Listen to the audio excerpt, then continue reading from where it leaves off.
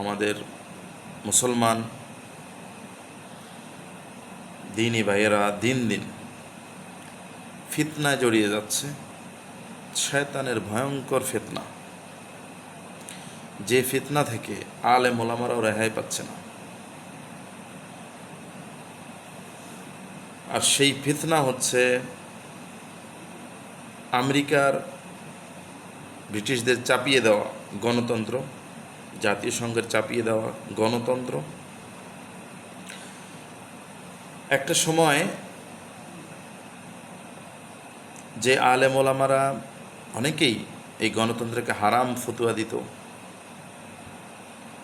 এবং গণতন্ত্রের বিরুদ্ধে ছিল, আজকে তারাও কোনো না কোনোভাবে এই গণতন্ত্রকে হালাল এবং গণতন্ত্রের সাথে জড়িয়ে গেছে। হালাল মনে না করলেও কোনো একটা হারাম কাজের সাথে জড়ানো,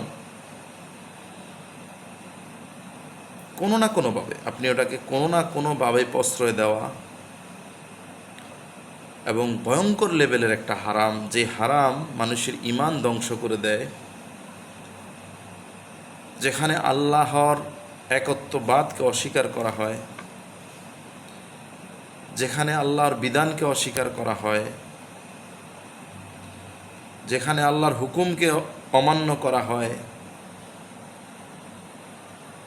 সেই বিধানকে, সেই সিস্টেমটাকে আপনারা বর্তমান সময়ে আমি অনেক আলেম ওলামাকে দেখতেছি, তারা এটাকে একরকম জায়েজ বানিয়ে ফেলছে, মানে এটাকে হালাল বানিয়ে ফেলতেছে। এটা শয়তানের একটা ভয়ঙ্কর ফিতনা, আখরি জামানার একটা ফিতনা। আপনারা এই ফিতনায় ডুবে গেছেন। দুনিয়াতে ইসলাম প্রতিষ্ঠিত হবে না হবে না,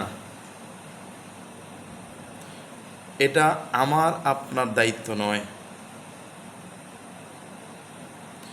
দুনিয়াতে খেলাফত প্রতিষ্ঠিত হবে না হবে না, এটা আমার আপনার দায়িত্ব নয়। আমার আপনার দায়িত্ব হচ্ছে হকের উপর থেকে চেষ্টা করে যাওয়া, ইসলাম প্রতিষ্ঠার এবং ইসলামী জীবনযাপনের জন্য, আল্লাহর হুকুম মানার জন্য চেষ্টা করে যাওয়া। এখন এমন একটা পরিস্থিতি, এমনভাবে শয়তান আমাদেরকে ধোঁকা দিচ্ছে, মনে হচ্ছে যে গণতন্ত্রের ভিতর দিয়ে যদি আমরা কিছুটা ইসলাম পাই, মন্দ কি? এটাই হচ্ছে